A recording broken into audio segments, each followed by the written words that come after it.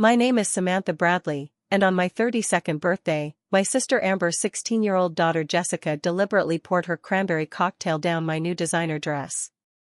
As crimson liquid seeped through the silk fabric, Jessica smirked and announced to our stunned family, "Now you look as cheap as the gifts you buy us." My sister barely reacted, simply passing a napkin without meeting my eyes.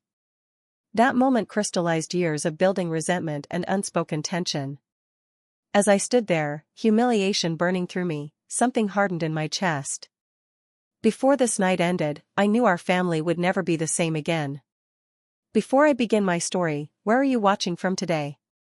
If you're enjoying this kind of family drama content, please hit that like button and subscribe to the channel for more real stories just like mine. Trust me, you'll want to stick around for what happens next. I need to take you back a bit to understand why Jessica's actions that night were the final straw rather than just typical teenage rudeness. Growing up, Amber and I were incredibly close despite being 6 years apart. We shared everything: clothes, secrets, dreams. Our parents, Linda and Brian Bradley, raised us in a modest but comfortable middle-class home in Portland. Dad worked as an insurance adjuster while Mom taught elementary school. They instilled values of hard work, integrity, and treating others with respect. After college, I pursued my passion for event planning, slowly building my business from scratch. Meanwhile, Amber married Nathan Thompson, the son of a local real estate developer. Their wedding was the first sign of the changes to come, an extravagant affair that seemed designed more to impress Nathan's business associates than to celebrate their love. Within 2 years of their marriage, Amber had transformed from my down-to-earth sister into someone almost unrecognizable. Her wardrobe consisted exclusively of designer labels, she joined the Right Country Club, and cultivated friendships with Portland's social elite. When Jessica was born, she became less a child to nurture and more an accessory to showcase: designer baby clothes, professional photo shoots, and later, exclusive private schools. "Money changes people," my father would say with a slight frown whenever Amber canceled family gatherings for social events with her new circle. I always defended her, insisting she was just busy adapting to her new life. Everything shifted dramatically 5 years ago when Dad was diagnosed with aggressive pancreatic cancer. He declined rapidly, and within 3 months, we lost him. During those painful weeks, Amber was notably absent, claiming Jessica had various commitments she couldn't miss. Ballet recitals, equestrian lessons, social engagements with the right families. After Dad's death, Mom struggled financially. The medical bills had depleted most of their savings, and her teacher's pension wasn't enough to maintain the family home. Amber offered a solution: Mom could sell the house and move into their guest cottage. The arrangement came with unspoken strings. Mom became a convenient babysitter for Jessica and was expected to accommodate Amber's social schedule. I had my own apartment closer to the city where my business operated, but visited Mom weekly. During those visits, I witnessed Jessica's transformation from a spoiled but still somewhat normal child to an entitled teenager who reflected her parents' worst qualities: Nathan's dismissive attitude toward those he considered beneath him and Amber's obsession with status and appearances. There were warning signs I chose to ignore. When Jessica was 12, she accidentally spilled nail polish on a scrapbook I had made for Mom's birthday because it wasn't an expensive enough gift. At 14, she mocked my car, calling it a poverty mobile when I picked her up from school as a favor to Amber. Each time, my sister made excuses: "She's just going through a phase," or "You know how teenagers are." Last Christmas, I spent weeks finding vintage records from Mom's favorite 70s bands. Jessica openly laughed when I presented them, asking if I had found them in a dumpster. Amber simply continued typing on her phone, while Nathan chuckled as if his daughter had said something clever. Despite these incidents, I maintained the relationship for Mom's sake. She was caught in the middle, financially dependent on Amber but emotionally closer to me. "Please just try to get along with them," she would plead whenever I expressed frustration about how I was treated. The year leading up to my 32nd birthday had been transformative for me professionally.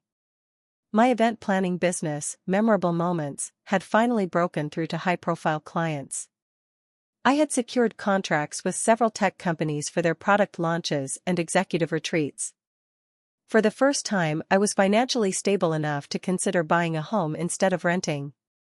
This success gave me a newfound confidence. I began to question why I continued to tolerate disrespect from my sister's family. Why did I still bring thoughtful gifts that were ridiculed? Why did I still accept last-minute cancellations when Amber found better social opportunities? Why did I laugh off Jessica's cruel comments as teenage immaturity? The blue silk dress I wore to my birthday dinner represented this personal evolution. It was the first truly expensive piece of clothing I had ever purchased for myself, a Valentino I found on sale but still spent nearly $2,000 on. The dress symbolized my hard work, my success, and my growing sense of self-worth. What Amber and Jessica didn't know was that I had just signed the biggest client of my career, a major fashion brand that wanted me to coordinate their West Coast seasonal showcase events. This contract would triple my business revenue and establish me in the luxury event market.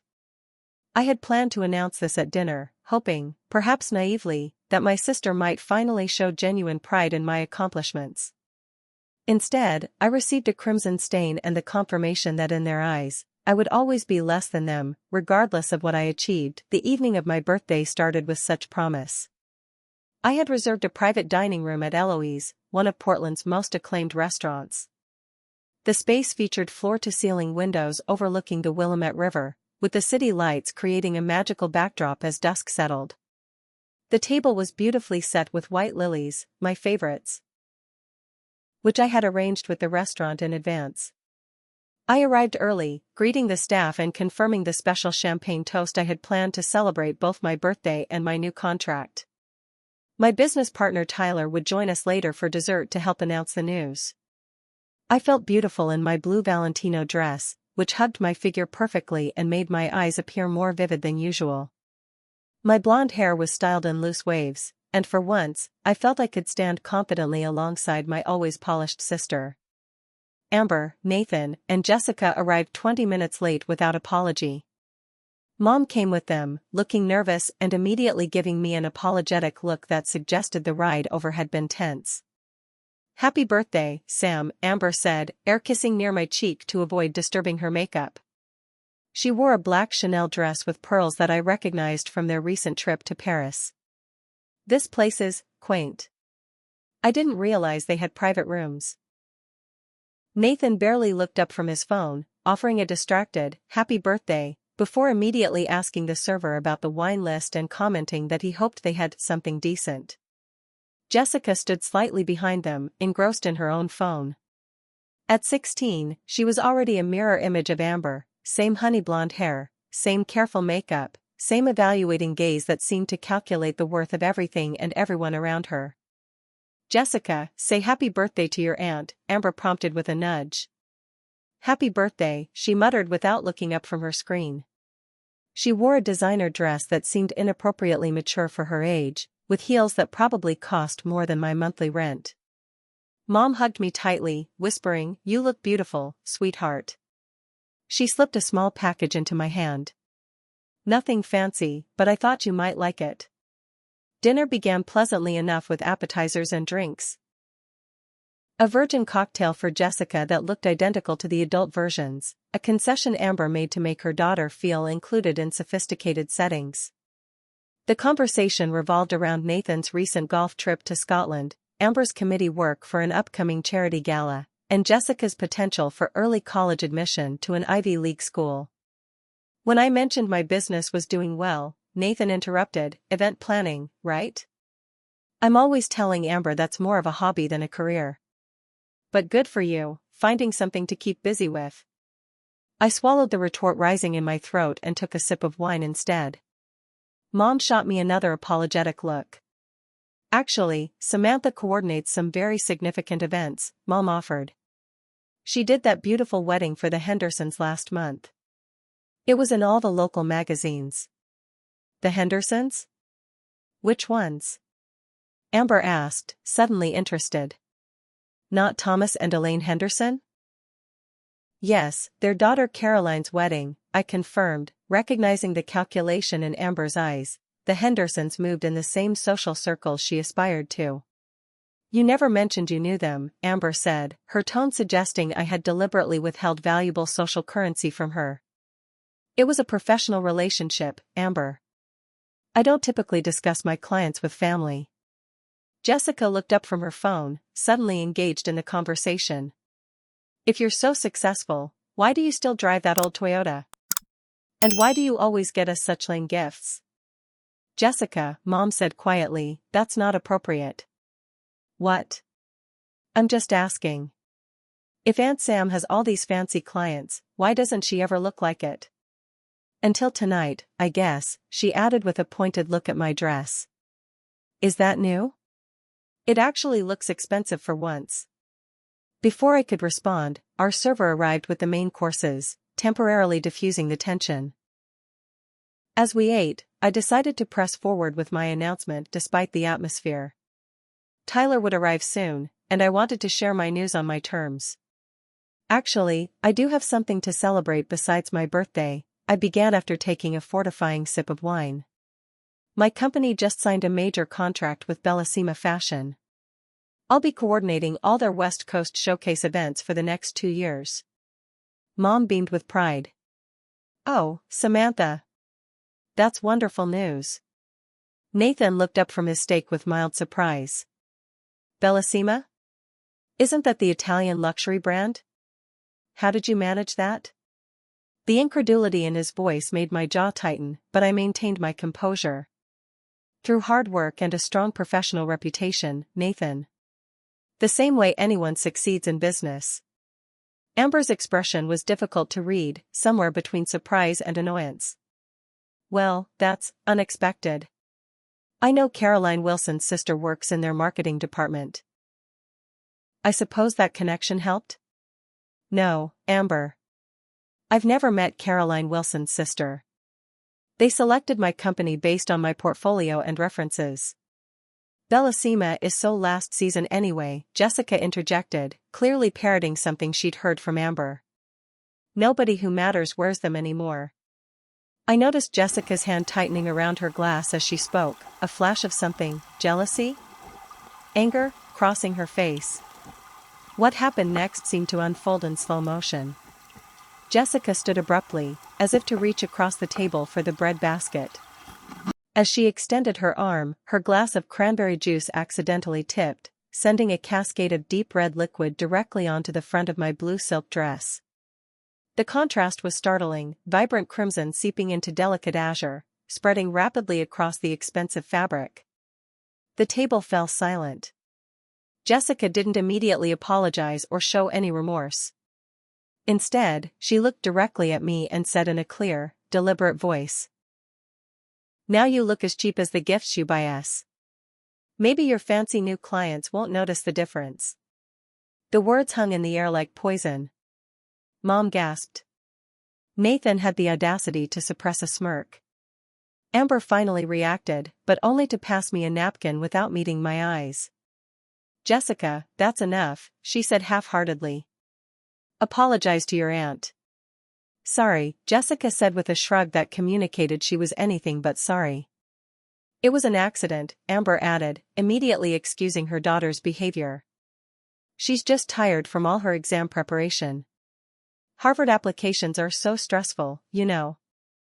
It wasn't an accident, I said quietly, dabbing uselessly at the spreading stain. And we all know it. Don't be dramatic, Samantha, Nathan interjected. She's a teenager. They're clumsy and say stupid things. No need to make a scene on your birthday. I looked around the table. At Nathan's dismissive expression, at Amber's avoidance, at Jessica's barely concealed satisfaction, and at Mom's distress. In that moment, something shifted permanently inside me. I carefully placed the soiled napkin on the table and stood up. I think I'll call it a night, I said, gathering my purse. Thank you for coming. Sam, don't leave, Mom pleaded. We haven't had cake yet. I've lost my appetite, I replied. Amber, please take Mom home when you're done. Tyler will be arriving soon, please tell him I wasn't feeling well. Amber finally looked concerned, not about me, but about appearances. You can't just leave your own birthday dinner. What will the restaurant staff think? Just go to the restroom and clean up. It's not that bad. It is that bad, Amber. And not because of the dress. I leaned closer to my sister and lowered my voice. This is the last time I will ever put myself in a position to be disrespected by you or your family. I'm done. I walked out with as much dignity as I could muster, crimson stain spreading across my chest like a wound. The drive home was a blur of tears and anger, not just at Jessica's cruelty or Amber's indifference, but at myself for allowing this pattern of disrespect to continue for so long. I barely remember the drive back to my apartment. Traffic lights blurred through my tears, and I nearly missed my exit twice. By the time I parked in my building's garage, my hands were trembling with a mixture of humiliation and rage. The security guard in the lobby did a double take at my stained dress but kindly pretended not to notice. Once inside my apartment, I finally allowed myself to break down. I sank to the floor in my entryway, still wearing the ruined Valentino, and sobbed until my throat felt raw. The dress, a symbol of my hard-earned success, was destroyed, just like any illusion that my sister's family respected or valued me. My phone vibrated repeatedly with texts and calls. Tyler first, where are you? Just got to the restaurant. Your family is acting weird. Then Mom, please call me, sweetie. I'm so sorry about what happened. Surprisingly, even Amber sent a message, you're overreacting. Jessica is just going through a difficult phase. We need to talk about your behavior. The only call I answered was from my best friend Megan, who had wished me happy birthday earlier that day. Sam? What's wrong? You sound terrible, she said immediately upon hearing my voice. I explained the evening's events between renewed bouts of tears. That little monster, Megan exclaimed when I described Jessica's actions. And your sister just sat there? What is wrong with these people? I don't know, I admitted, finally peeling off the ruined dress and wrapping myself in a robe. I keep thinking I must have done something to deserve this treatment, but I can't figure out what. Stop it right now, Megan's voice was firm. You haven't done anything wrong except allow yourself to be their emotional punching bag for years. I've watched this pattern since your dad died. They treat you like garbage, you make excuses for them, and nothing changes. Her words hit me like a physical blow because I knew she was right. I had spent years rationalizing Amber's behavior. She was under pressure from Nathan's family, she was insecure about her place in society, she was struggling with parenthood. I had similarly excused Jessica as going through phases or being influenced by peer pressure at her exclusive private school. Remember last Thanksgiving? Megan continued. When Nathan spent 20 minutes explaining your own business to you, and Amber laughed along? Or Christmas before last when they regifted you that generic bath set with the store tag still on it? These aren't isolated incidents, Sam. This is a pattern of disrespect that you've normalized. As we talked, memories surfaced of dozens of small humiliations I had brushed aside. The time Amber forgot to include me in family photos at Mom's 70th birthday.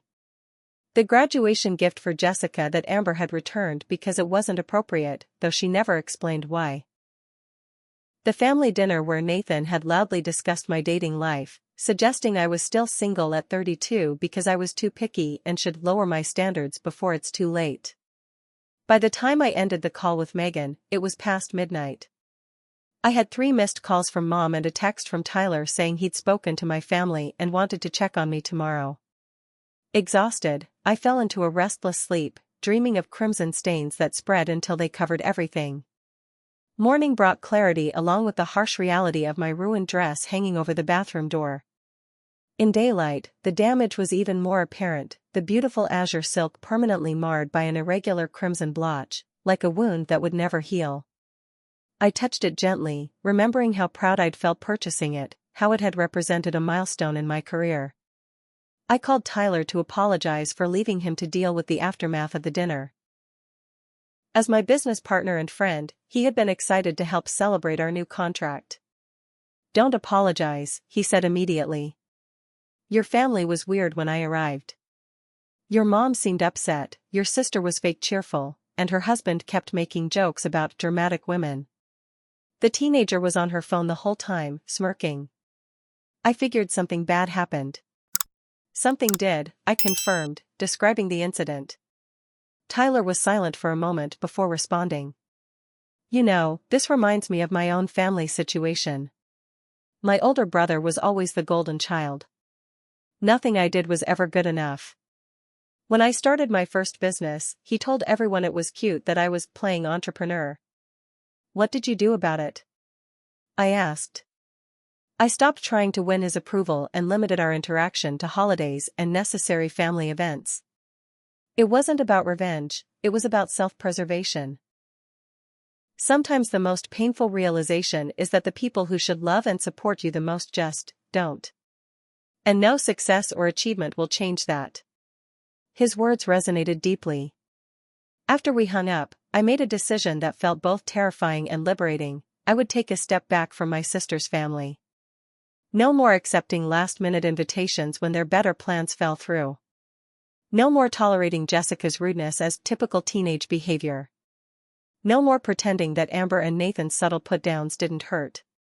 This resolution was immediately tested when Mom called again, her voice heavy with anxiety. Samantha, I need you to be the bigger person here, she began without preamble. Amber says you left the restaurant without paying the bill. Tyler covered it, but that was embarrassing. I took a deep breath. Mom, did you see what Jessica did? What she said to me? Of course I did, and it was wrong. But she's 16, Samantha. Teenagers say hurtful things without thinking. That wasn't impulsive teenage rudeness, Mom. It was deliberate cruelty, and Amber and Nathan did nothing to correct it. They've been enabling this behavior for years. Amber says you've been acting jealous of their lifestyle lately, Mom continued as if I hadn't spoken. She thinks that's why you're overreacting. The accusation stung. I'm not jealous of Amber. I'm hurt by how she and her family treat me. There's a difference. Well, Jessica has agreed to apologize properly if you'll come to Sunday dinner this weekend. Amber is hosting the Fosters, you know, Diane Foster from the hospital board, and it would mean a lot to her if you showed you're not holding a grudge. The request was so typically Amber, using a family conflict to manipulate me into attending an event that would benefit her socially. The old Samantha would have agreed immediately, desperate to keep the peace.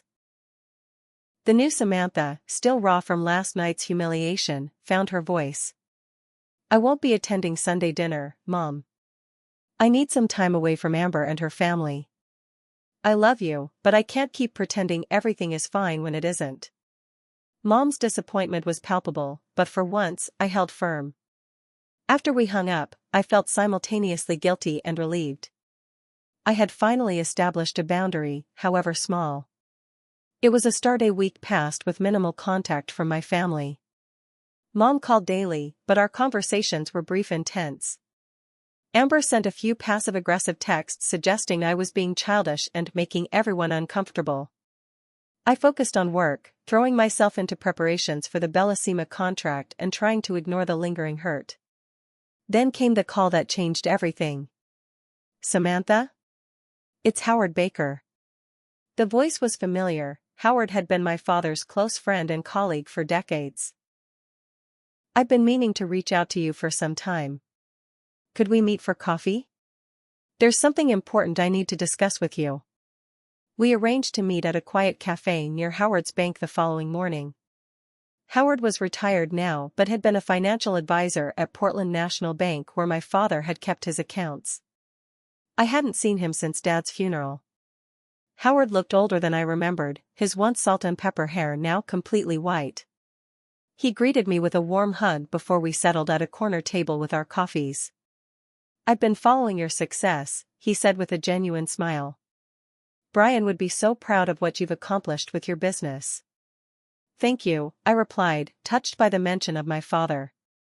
Dad always encouraged my entrepreneurial spirit, even when it seemed like a long shot. Howard nodded, his expression growing serious. That's partly why I wanted to talk to you. Your father valued hard work and fairness above all else. Which makes what I'm about to tell you all the more difficult. He pulled a folder from his briefcase and placed it on the table between us. Before I retired last year, I was organizing some old files and came across something concerning.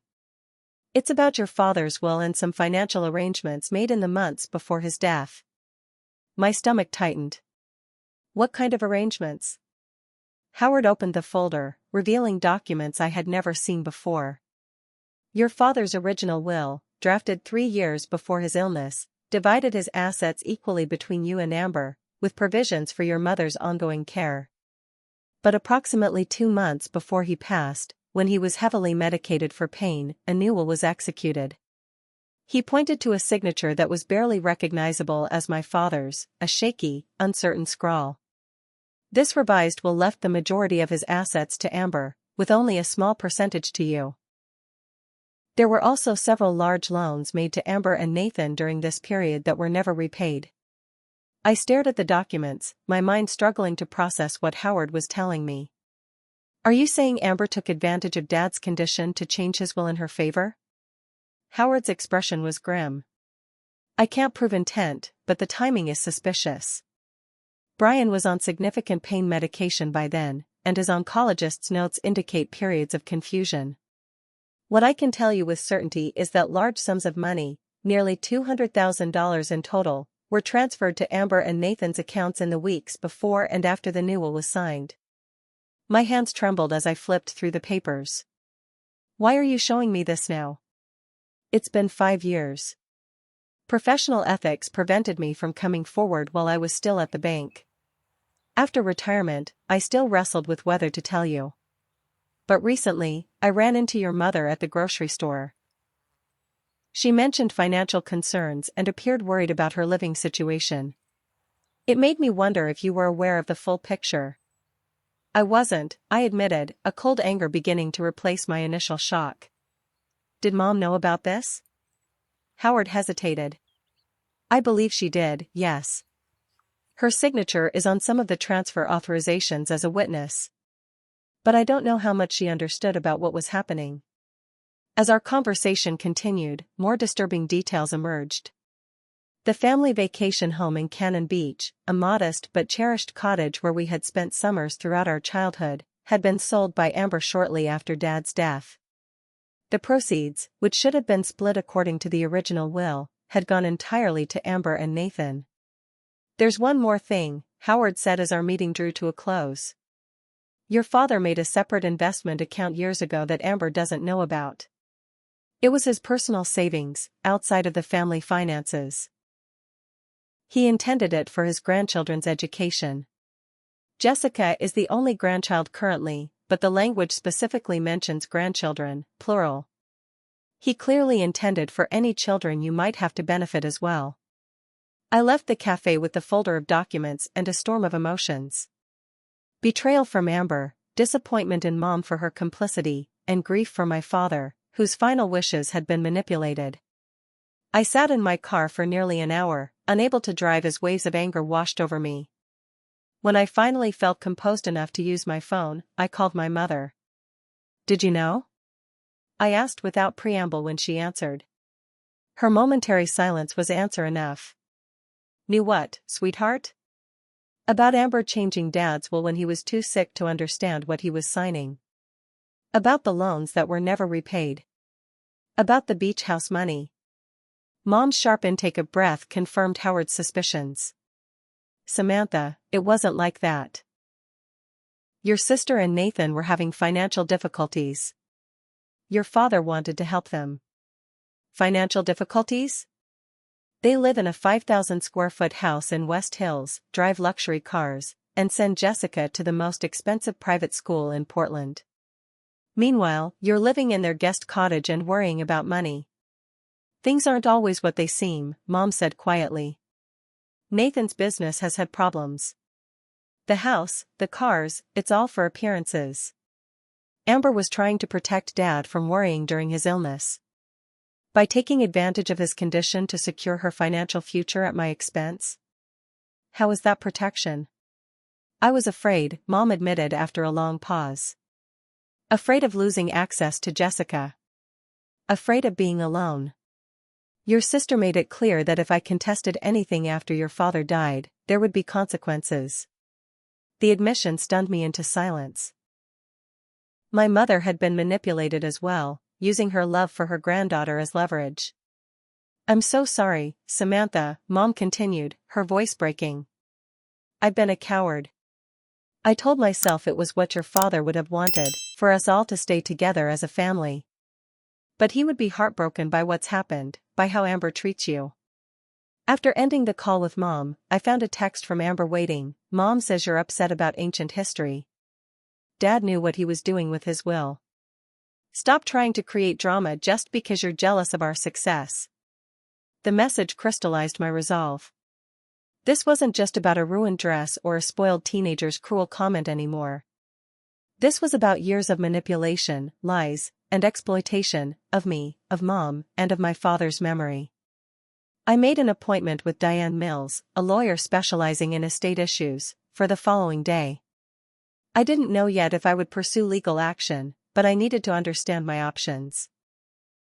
In the meantime, I decided to dig deeper into Amber and Nathan's actual financial situation.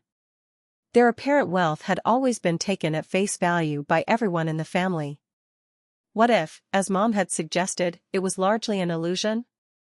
A few hours of online research revealed interesting patterns. Nathan's development company had no major projects listed in the past 3 years. Their house had a second mortgage taken out 18 months ago.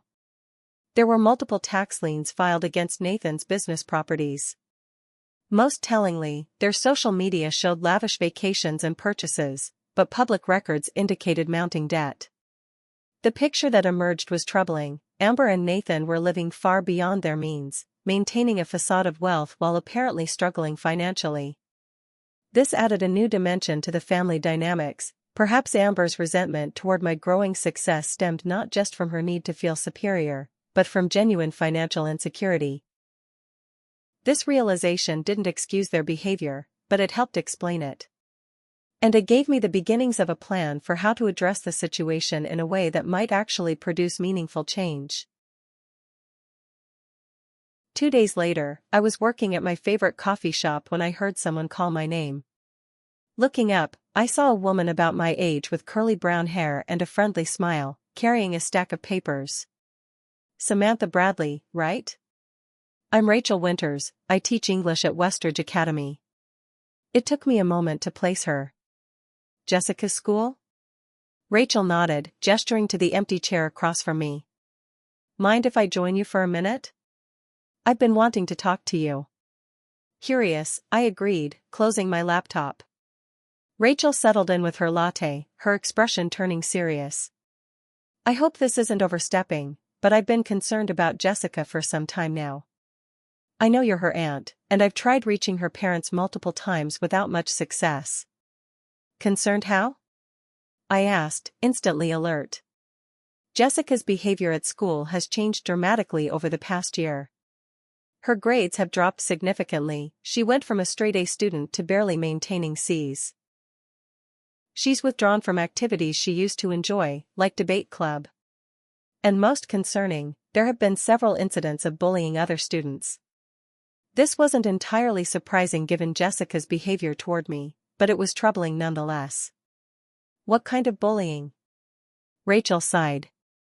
Mostly psychological, excluding girls from social events, spreading rumors, making comments about their clothes or appearance. Last month, she reduced a freshman to tears by telling her that her scholarship was just the school's charity case and nobody actually wanted her there. The words were so similar to what Jessica had said to me that I flinched.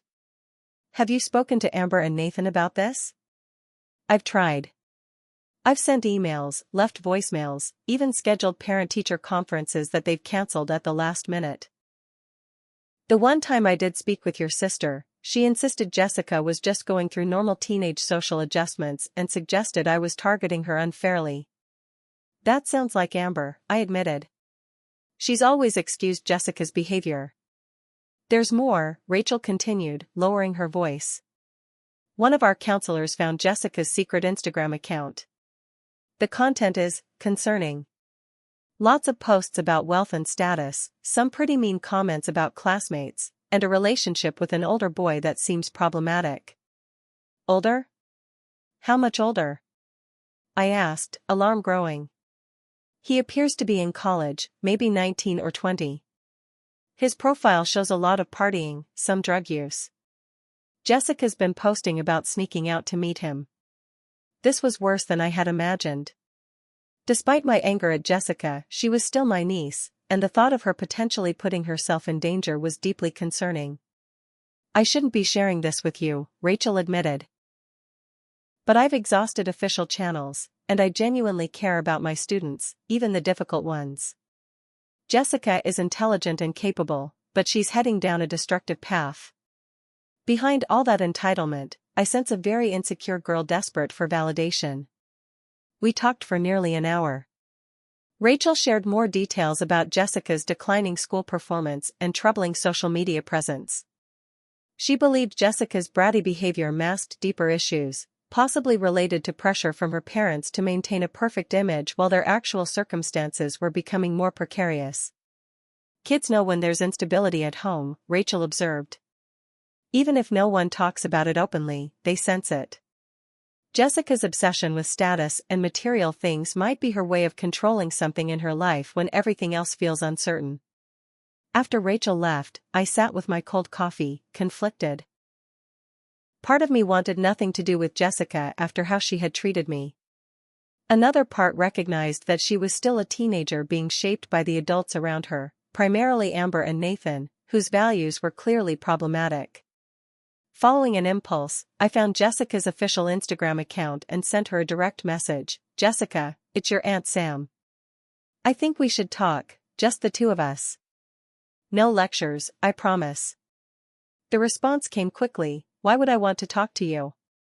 Because I might be the only adult in your life right now who will tell you the truth, I wrote back. There was no further response that day, but the message showed as seen. Meanwhile, my investigation into Amber and Nathan's finances continued to yield concerning information. Through a business networking event, I managed to connect with James Donovan, who had been Nathan's business partner until their acrimonious split 3 years ago.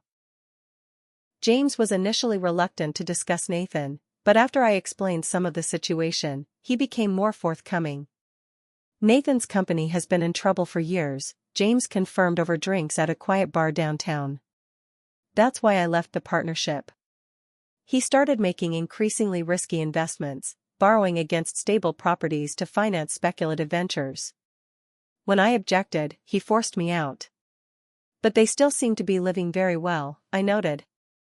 James laughed without humor. It's all smoke and mirrors. The house is mortgaged to the hilt. The cars are leased.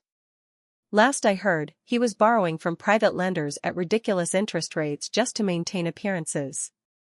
Nathan believes perception is reality in our business. If people think you're successful, you'll get the deals that make you successful.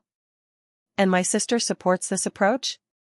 Amber is as invested in the illusion as Nathan is. Maybe more so. Her social standing depends entirely on the perception of wealth. If their financial problems became public knowledge, she'd lose her position in all those charity committees and social clubs she's worked so hard to join. This explained a lot about Amber's growing coldness toward me as my business became more successful. My authentic achievement threatened her carefully constructed facade. My phone buzzed with a text message as I was leaving the bar. To my surprise, it was from Amber. We need to talk. Privately. Can you meet tomorrow? When we met at a small cafe far from her usual social haunts, Amber looked different, tired, with less perfect makeup and simpler clothes than her usual designer outfits. After awkward greetings, she got straight to the point. I need to borrow money, Samantha. A significant amount. I kept my expression neutral. Why would you come to me for money? I thought my business was just a hobby. Amber flushed. That was Nathan talking. Look, we're in a temporary cash flow situation. Nathan has several major deals about to close, but we need to bridge some gaps. 50,000 would help us through the next few months. And you can't get this money elsewhere because... The banks are being difficult right now. It's just typical bureaucracy. Nathan's credit is temporarily affected by some business restructuring. Translation: they were in serious financial trouble and had exhausted conventional lending options. What about the money from Dad's will? The beach house sale? The loans that were never repaid? I asked quietly. Amber's face paled. Who told you about that? Does it matter? I know what happened, Amber. I know you manipulated Dad when he was too sick to understand what he was signing. I know you and Nathan took money that should have been split between us. It wasn't like that, she insisted, though her eyes darted away. Dad wanted to help us. He knew Nathan's business needed capital. Dad was on morphine, Amber. He could barely recognize people by the end. Tears formed in Amber's eyes, the first genuine emotion I'd seen from her in years. You don't understand the pressure we're under. The expectations. We can't let people see us struggling. So you'd rather exploit our dying father and alienate your sister? How's that working out for you? Amber wiped her tears quickly, her vulnerability vanishing as quickly as it had appeared. Will you help us or not? It would just be a short-term loan. Like the short-term loans you took from Dad? No, Amber. I won't be your financial safety net. Her expression hardened. Fine. I knew you'd be spiteful. This is why we've never been close as adults. You can't stand that I made something of myself while you've been playing with your little party planning business. The old Samantha would have been wounded by this attack. The new Samantha saw it for what it was. Desperate deflection from someone whose carefully constructed world was crumbling. My little business is doing well enough that you came to me for money, Amber. Think about that. As I stood to leave, my phone buzzed with a notification, a direct message from Jessica on Instagram. I'll talk to you. But not at home. Mom and Dad can't know. We arranged to meet the following day at a bookstore cafe across town from Jessica's school. When she arrived, I barely recognized her. Gone was the polished, sneering teenager from my birthday dinner. This Jessica wore minimal makeup, jeans and a simple sweater, her hair in a casual ponytail. She looked younger, more vulnerable. Thanks for coming, I said as she slid into the booth across from me. Whatever, she replied, though without her usual venom. I'm only here because Rachel asked me to give you a chance. She's the only teacher who doesn't treat me like I'm evil. I don't think you're evil, Jessica. I think you're going through a lot that you don't feel able to talk about. Something in my tone must have reached her because her carefully maintained facade cracked slightly. You have no idea what it's like. The pressure. The expectations. Having to be perfect all the time while everything is falling apart. Try me, I said gently. What followed was a flood of revelations. Jessica knew far more about her parents' financial problems than they realized. She had overheard arguments, seen past due notices, witnessed her father's late-night panic attacks over money. The pressure to maintain appearances fell heavily on her shoulders. Mom keeps saying I have to get into an Ivy League school, but they've already told me they probably can't afford it unless I get a full scholarship. Meanwhile, I'm supposed to keep dressing in designer clothes and pretending we're rich. Do you know how exhausting that is? I can imagine, I said, thinking of the emotional labor involved in maintaining such elaborate pretenses. Is that why you started acting out at school? And seeing this older boy I've heard about? Jessica's eyes widened. How do you know about Kyle? Teachers notice more than you think. They're concerned about you, Jessica. She looked down at her untouched hot chocolate. Kyle makes me feel special. He doesn't care about all the stuff my parents care about, the right schools, the right clothes, the right friends. He's also significantly older than you and, from what I understand, involved in some risky behaviors. You sound just like my parents now, she said, defensive again. No, your parents are ignoring the situation entirely. I'm actually addressing it because I care what happens to you. This direct approach seemed to surprise her. Why would you care? I've been horrible to you. Especially at your birthday dinner. Yes, you have, I agreed. And that hurt me deeply. But you're still my niece, and I can see that you're struggling. Tears welled in Jessica's eyes. I'm sorry about your dress. I was jealous. You looked so beautiful and confident, and everyone was impressed with your business success. Mom was furious that you were getting attention she thought should be hers. The admission was startling in its honesty. Is that why you did it? Because your mom was upset? Jessica shook her head.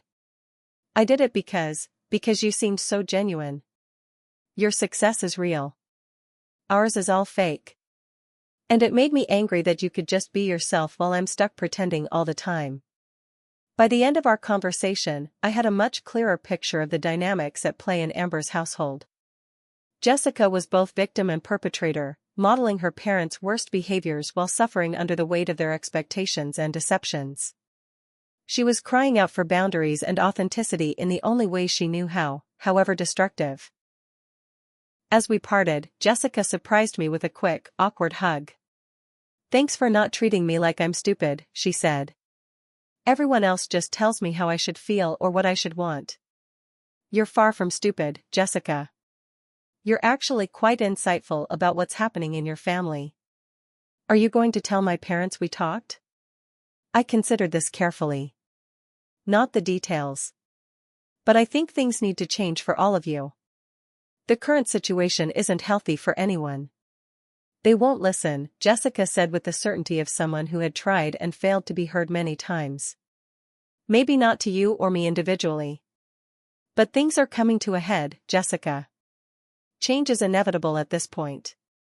As I watched her walk away, I realized my approach to the situation had shifted. This wasn't about revenge for my ruined dress or even the manipulated wool anymore. It was about breaking a destructive cycle that was harming everyone involved, including Jessica. And to do that effectively, I needed a careful, strategic plan. That evening, Megan came over with takeout and wine. We spread documents across my dining table, financial records, the copies of Dad's will Howard had provided, and notes from my conversations with Rachel, James, and Jessica. So what's the endgame here? Megan asked as we reviewed everything. Legal action over the will? Public exposure of their financial deception? What are you hoping to achieve? It was a good question, one I had been pondering since my meeting with Jessica. Not revenge, I said slowly. That's what I initially wanted, to hurt them like they hurt me. But now I see that they're already hurting themselves more effectively than I ever could. So what then? Accountability. Boundaries. Truth. I took a sip of wine, organizing my thoughts. I want Amber and Nathan to acknowledge what they did to Dad and to me. I want Mom freed from their manipulation. I want Jessica to have a chance at developing healthier values than what she's being taught. And I want to establish clear boundaries that protect me from being their emotional or financial punching bag in the future. Megan nodded approvingly. That's much healthier than revenge. But how do you accomplish all that with people who've shown they'll lie, manipulate, and attack rather than admit wrongdoing? By creating a situation where honesty becomes their best option, I replied, an idea taking shape. Over the next 2 hours, we developed a strategy. The key insight was that Amber and Nathan's entire social and financial house of cards depended on maintaining appearances. Their greatest fear wasn't confronting me, it was having their true situation exposed to the social circle they had worked so hard to join. Amber's hosting that charity gala dinner next month, I noted, pointing to a social media post I'd saved. The one for the Children's Hospital where Diane Foster is on the board. It's at their house. She's been planning it for months as her big entrance into the hospital's donor circle. The ultimate status event, Megan agreed. Exactly the kind of thing she'd be devastated to have disrupted. I'm not going to crash it or make a scene, I clarified. That would just make me look unstable. But what if I attended legitimately? How? You said she didn't invite you. I smiled slightly. Through my business connections. The event planner they hired is Marcus Lewis, we've collaborated on several projects. I helped him secure the Hanover wedding last year when his original venue fell through. He owes me a favor. A few calls later, I had secured an invitation to the gala as Marcus's professional guest.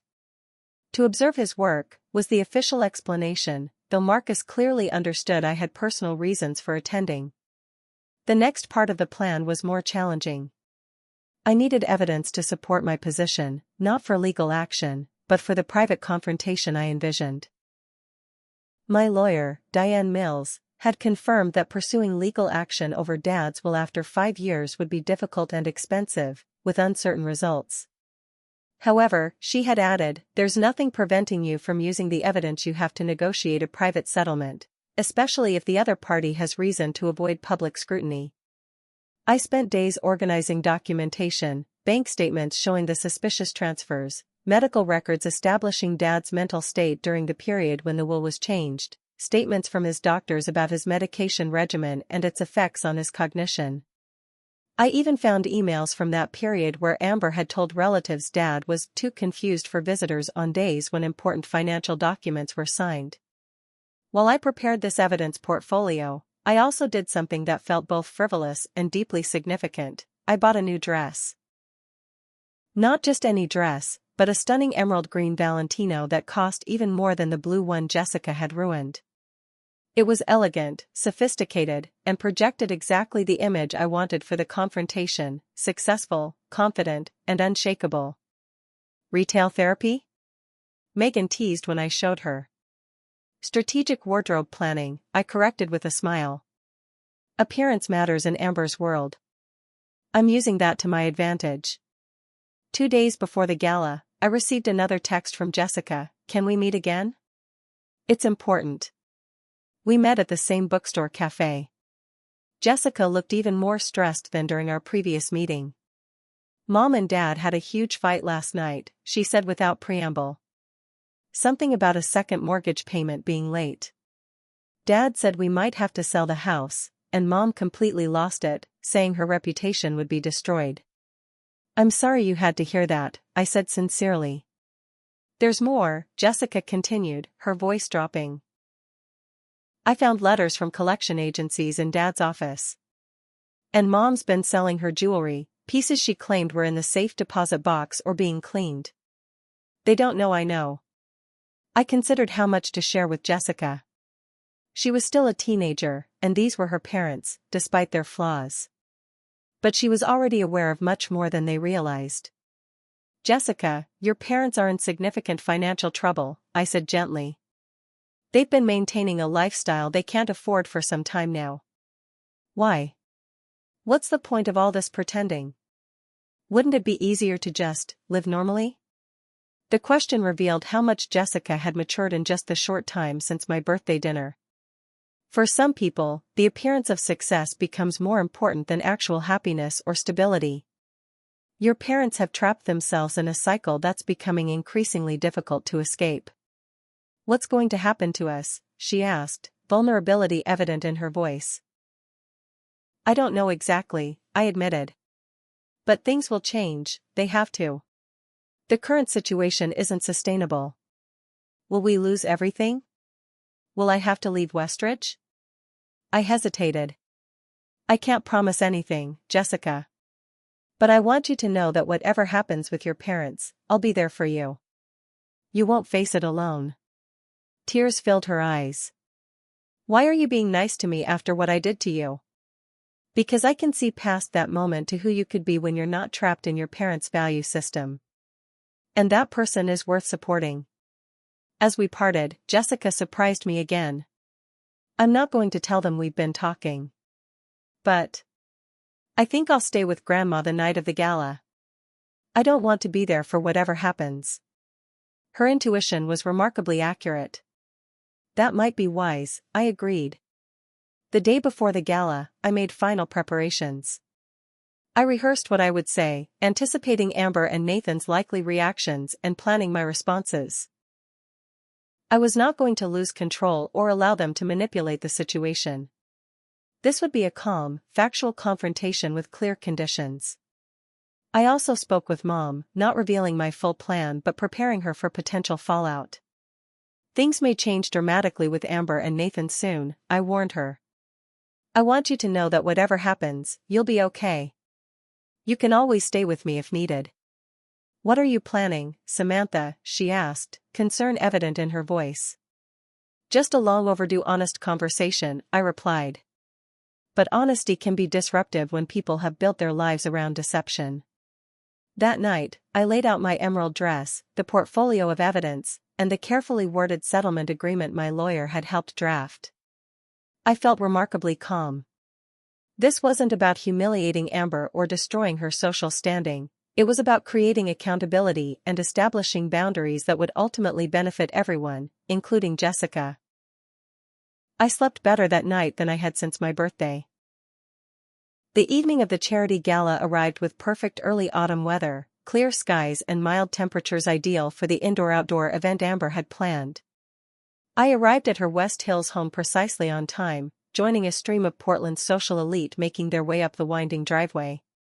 The house was impressive as always, a modern interpretation of Tudor architecture set among mature trees, with expansive views of the city below.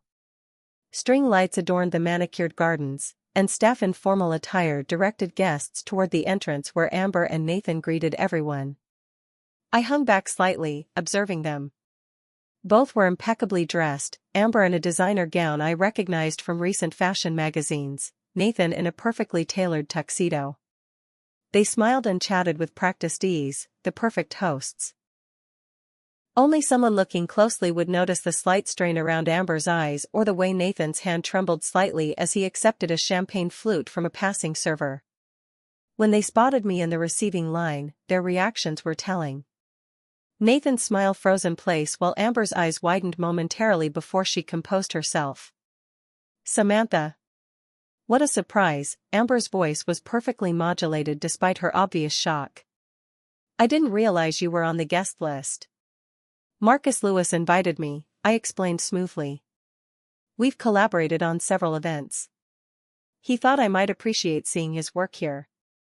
How lovely, Amber managed, though her expression suggested she found it anything but lovely. Please, enjoy yourself.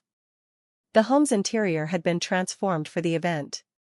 The open-concept main floor accommodated nearly 100 guests, with catering stations offering gourmet bites and bars serving premium cocktails. Floral arrangements in the children's hospital's colors adorned every surface, and a string quartet played in the corner. It was elegant, tasteful, and undoubtedly expensive, another investment in the appearance of wealth and social standing. I mingled casually, introducing myself to various guests and making a point of connecting with several key figures in Amber's social circle: Diane Foster, the hospital board chairwoman, Gregory and Elizabeth Palmer, major donors whose approval Amber had been seeking for months, and James Sullivan, the bank executive whose wife chaired the Symphony Gala. Your sister has done a marvelous job with this event, Diane Foster commented when I mentioned my relationship to Amber. We're delighted to welcome her to our fundraising committee.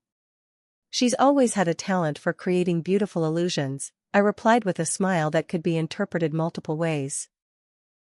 Throughout the evening, I noticed Amber watching me nervously while trying to appear engaged with her other guests. Nathan, meanwhile, seemed to be drinking more heavily than appropriate for a host, his jovial facade slipping occasionally to reveal anxiety beneath. After dinner was served and before the formal fundraising appeal, I made my move. Catching Amber's eye across the room, I gestured subtly toward a hallway leading to Nathan's home office. Her expression darkened, but after a moment's hesitation, she nodded almost imperceptibly and murmured something to Nathan, who looked in my direction with a frown. I made my way to the office, a masculine space with leather furniture and dark wood shelving. A few minutes later, Amber and Nathan joined me, closing the door behind them. What are you doing here, Samantha? Amber hissed, dropping all pretense of hospitality. Is this some kind of revenge for your birthday? Because showing up uninvited to my most important social event of the year is incredibly petty. I'm not here for revenge, I replied calmly. I'm here to have the honest conversation our family has needed for years. We're in the middle of hosting a major charitable event, Nathan interjected. This is hardly the time. Actually, it's precisely the time, I interrupted, opening the portfolio I'd brought with me. Because what happens next depends entirely on how this conversation goes. I laid out several documents on Nathan's desk, copies of the altered will, bank statements showing the suspicious transfers, medical records establishing Dad's mental state, and emails contradicting Amber's later claims. What is all this? Nathan asked, though his expression suggested he already knew. Evidence of how you manipulated our father when he was dying to redirect his assets to yourselves, I stated flatly. Including loans that were never repaid and proceeds from the beach house that should have been shared. Amber's face paled. That's a ridiculous accusation. Dad wanted to help us. Dad was on high doses of morphine and experiencing periods of confusion, I cut in. His doctors documented this extensively. He was in no condition to make major financial decisions, especially ones that contradicted his previously established wishes. Nathan examined the documents more closely, his expression growing troubled. Where did you get these? That's not important. What matters is that I have them, along with statements from Dad's doctors about his mental capacity during that period. What do you want? Amber asked, her voice suddenly small. Money? Is that it? I want 3 things, I replied, maintaining my calm demeanor. First, I want a formal acknowledgement of what you did and a genuine apology, not just to me, but to Mom and to Dad's memory. And the other 2? Nathan asked warily. Second, I want the family heirlooms that should have been divided returned to me, photographs, Dad's watch collection, Mom's family jewelry that you claimed was being cleaned for the past 5 years. Amber flinched at this, confirming Jessica's revelation about the supposedly safe-kept jewelry. Third, I want Jessica's college fund, which I know exists because Dad established it, to be placed in a trust that cannot be accessed for any other purpose. Her education shouldn't be jeopardized by your financial decisions. You make it sound like we're criminals, Amber said defensively. We're her parents. We would never misuse money meant for her education. Wouldn't you? I asked quietly. The way you misused Dad's assets when he was too sick to object? The way you've been selling jewelry that Mom believes is safely stored away? Nathan placed a restraining hand on Amber's arm as she started to respond angrily. What happens if we refuse these terms? I took a deep breath. Then first thing Monday morning, my lawyer files formal complaints with the State Bar Association regarding the circumstances of Dad's revised will, including evidence of possible elder abuse. We also pursue financial recovery through civil court. The proceedings would become public record, available to anyone interested in the details, including everyone currently enjoying cocktails in your living room. The threat hung in the air between us. Amber and Nathan exchanged glances, silent communication passing between them. This is blackmail, Amber finally said. No, it's accountability. There's a significant difference. You would really expose family matters publicly? Destroy our reputation? Amber's voice trembled between anger and fear. I don't want to, I said honestly. That's why I'm having this conversation privately first. But I won't continue to pretend everything is fine when it isn't. The choice is yours. Address this privately, on terms that are actually quite reasonable, or deal with it publicly. Nathan, ever the businessman, seemed to be calculating risks and outcomes. What specifically would this acknowledgement entail? Before I could answer, the door opened, and Mom stood there, her expression a mixture of confusion and concern. What's going on? Amber, people are asking where you've disappeared to. Mom, Amber said, relief in her voice. Samantha is threatening us. She's trying to extort money from us by making wild accusations about Dad's will. I remained calm. That's not accurate, Mom. I presented evidence of how Dad's will was changed when he was heavily medicated, and I've offered a private resolution that protects everyone's interests, including yours and Jessica's. Mom looked at the documents spread across the desk, recognition dawning in her eyes. Oh, Amber. Is this true? Did you really have your father change his will when he could barely recognize us? Of course not, Amber insisted, though her voice lacked conviction. Dad knew exactly what he was doing. Then why did you tell everyone he was too confused for visitors on the days these documents were signed? I asked, pointing to the relevant emails. Why did his doctors document his mental impairment during this exact period? Mom picked up one of the medical reports, reading it with growing distress. Brian was not himself in those final weeks. We all knew that.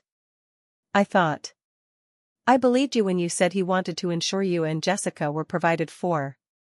But this. The dynamic in the room shifted perceptibly. Amber, realizing she was losing Mom's support, changed tactics. Fine. Maybe Dad wasn't completely lucid. But everything we did was to secure our family's future. Nathan's business needed capital. To maintain a lifestyle you couldn't afford, I finished for her. While deceiving everyone, including your own daughter. Nathan, who had been studying the documents more carefully, finally spoke. What's this about Jessica's college fund? Dad set up an investment account specifically for his grandchildren's education, I explained. It was separate from his other assets, something Amber apparently didn't know about. A look passed between Amber and Nathan that confirmed my suspicion. They had indeed been planning to access that money.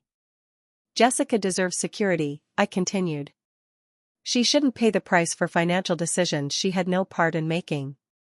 At that moment, the door opened again, and to everyone's surprise, Jessica herself stood there.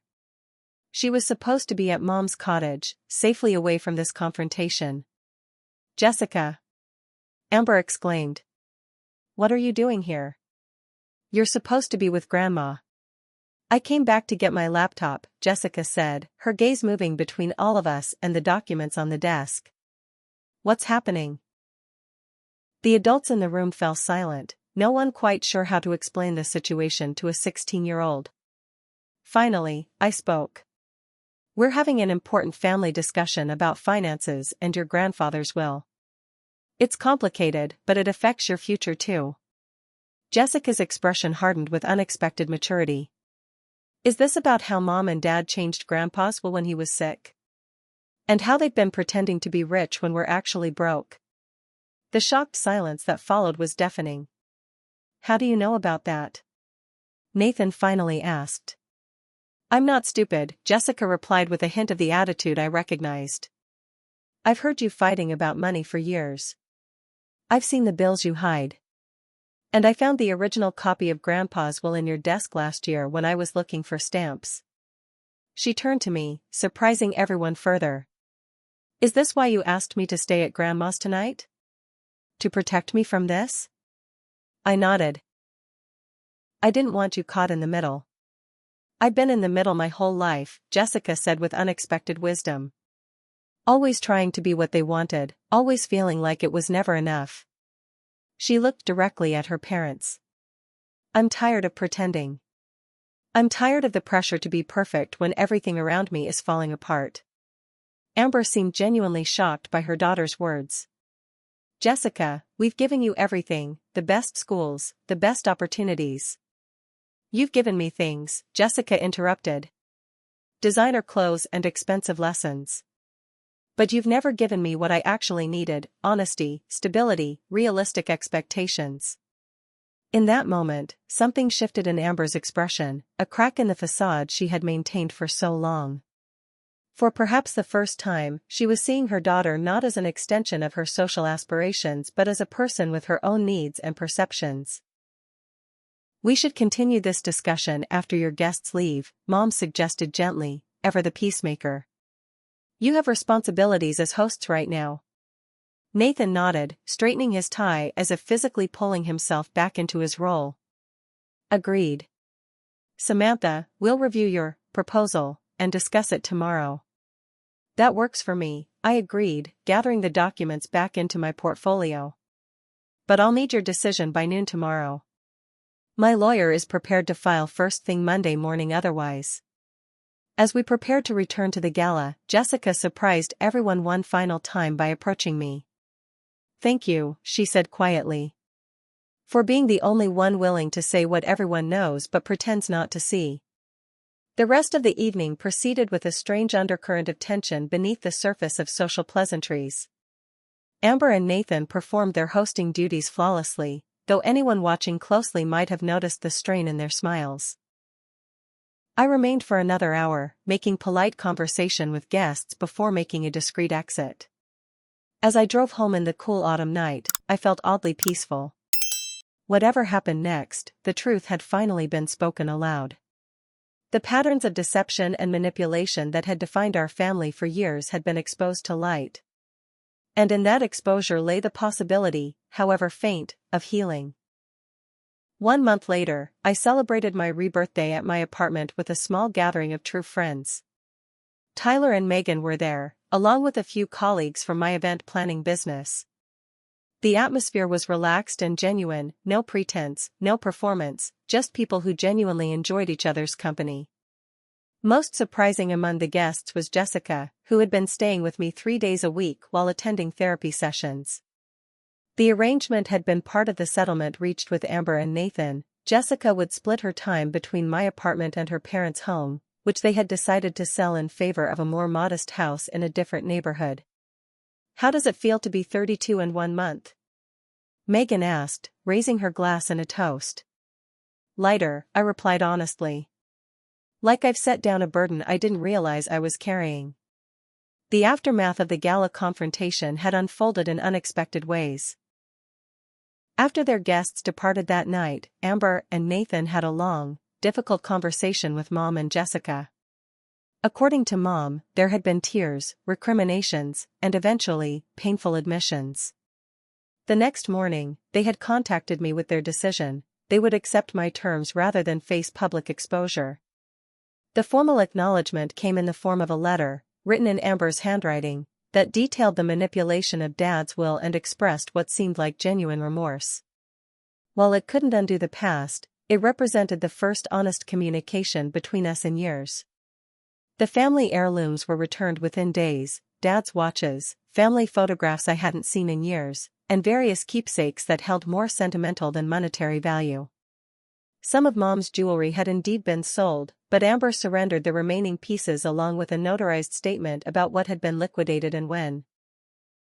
Most importantly, Jessica's college fund was secured in an irrevocable trust with Mom and me as co-trustees.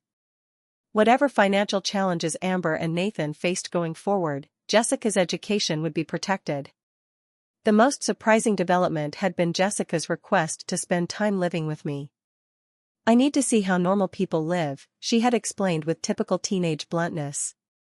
"People who don't base their whole worth on what others think of them." Her parents had initially resisted but eventually agreed after their family therapist supported the idea. The arrangement was working better than anyone had anticipated. Away from the pressure of maintaining appearances, Jessica was rediscovering interests and talents that had been suppressed, a passion for creative writing, an aptitude for science that had been overshadowed by social expectations.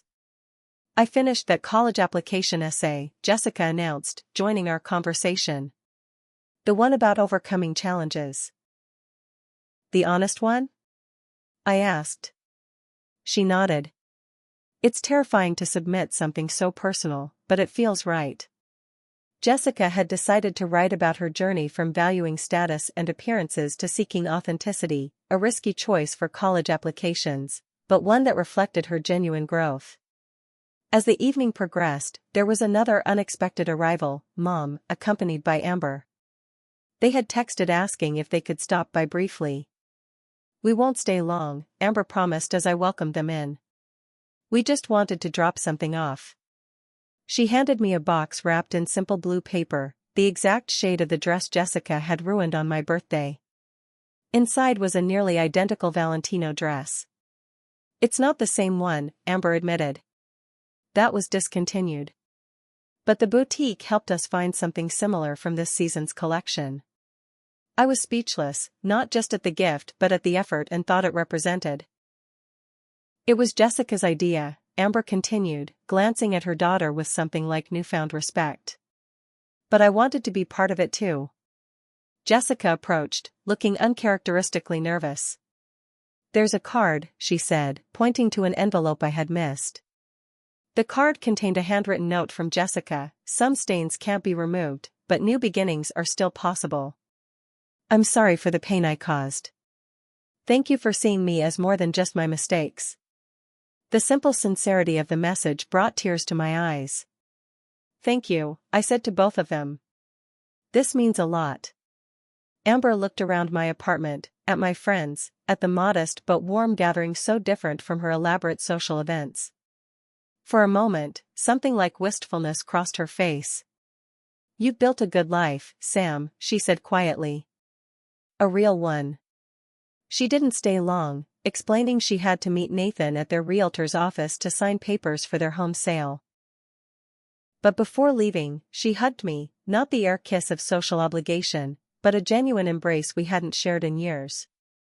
2 days later, Mom called with an unexpected suggestion.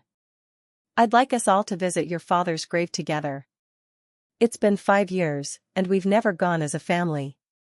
On a crisp autumn morning, we gathered at the cemetery: Mom, Amber, Nathan, Jessica, and me. Nathan, looking humbled in casual clothes rather than his usual business attire, placed a simple bouquet on the grave. "I never properly thanked him for welcoming me into the family," he said quietly. "I was too focused on impressing him with success." Amber knelt to arrange the flowers, tears streaming down her face. "I'm so sorry, Dad," she whispered. "For everything." As we stood together in reflection, Mom suddenly remembered something. "Brian left letters for both of you girls, you know. To be opened 5 years after his passing. With everything that happened, I completely forgot until now." "Letters?" Amber and I echoed simultaneously. "In his desk at the cottage. The old roll top he loved so much. There's a hidden compartment in the back of the middle drawer. He showed me once but made me promise not to mention it until the right time." That evening, Mom retrieved 2 envelopes, each bearing one of our names in Dad's distinctive handwriting. We sat in her small living room at the cottage, where she had moved after Amber and Nathan sold their house, and opened them together. My letter contained words that seemed eerily prescient. "My dear Samantha. If you're reading this, 5 years have passed since I left you. I hope they have been years of growth and happiness for you. I've always admired your integrity and determination, even when life presented challenges. I fear that after my departure, family dynamics may have become complicated. Your sister has chosen a path centered on appearances and social standing. Values very different from what your mother and I tried to instill. While I love her dearly, I recognized the potential for conflict between you. I've left certain arrangements that may seem unequal on the surface. If this has caused pain or division, know that I never intended to value one daughter above the other. Rather, I saw different needs and vulnerabilities.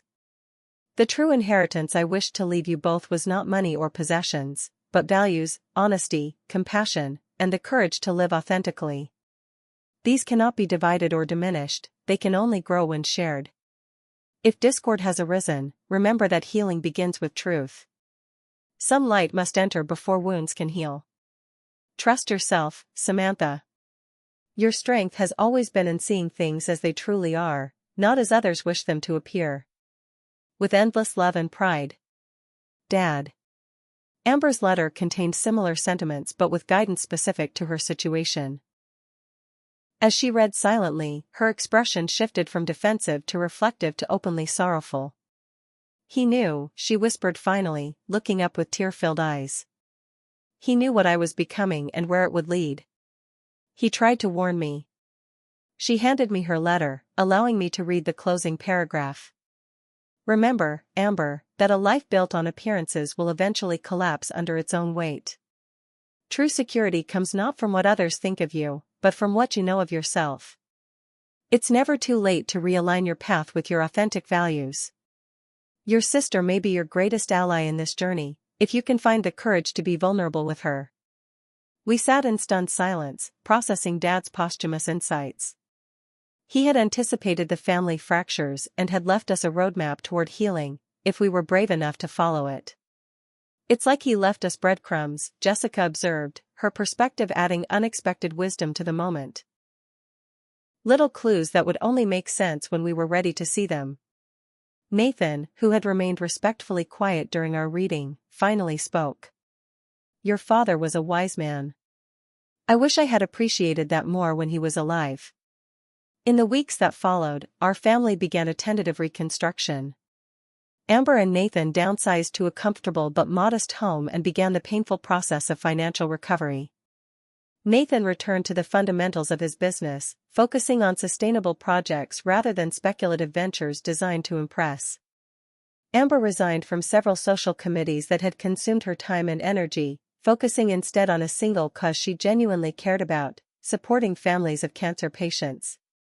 The authenticity of her commitment, born from our father's experience, earned her more genuine respect than all her previous social climbing. Jessica continued splitting her time between my apartment and her parents' new home, bringing insights from one household to the other. Her academic performance improved dramatically once freed from the crushing pressure of perfection, and her application to state universities reflected her renewed interest in science rather than prestige. Mom blossomed in surprising ways, volunteering at a local elementary school and developing friendships beyond the constraints of Amber's social circle. She confessed that she had felt like a prop in her older daughter's carefully curated life for years. As for me, my business continued to thrive, and I found myself approaching both professional and personal relationships with newfound confidence.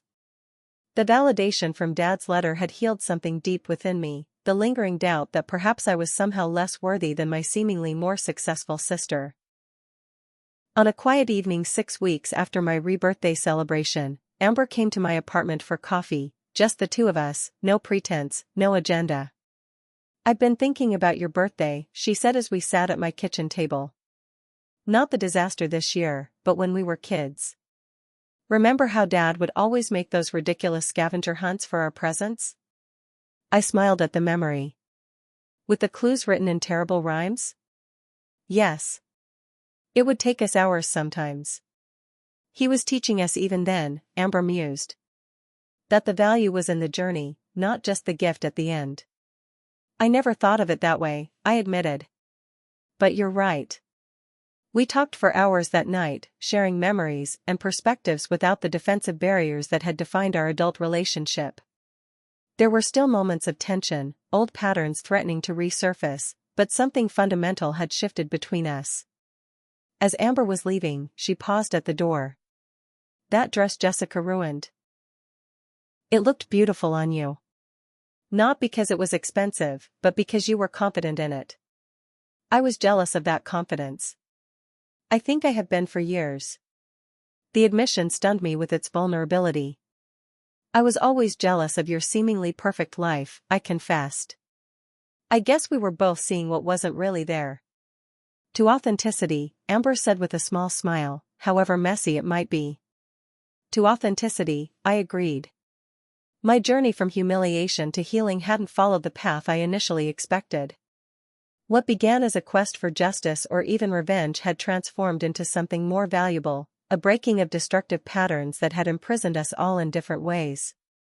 The ruined dress that had symbolized my deepest hurt now represented a turning point toward something better, not just for me, but for our entire family.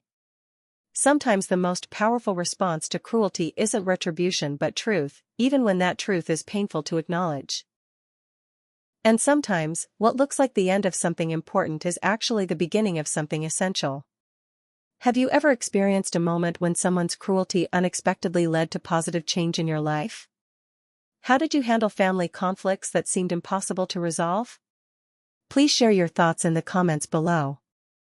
And if you found value in my story, please like this video, subscribe to the channel, and share with someone who might need to hear that transformation is possible even from the most painful experiences. Thank you for listening to my journey, and remember that sometimes our greatest growth comes from our deepest wounds.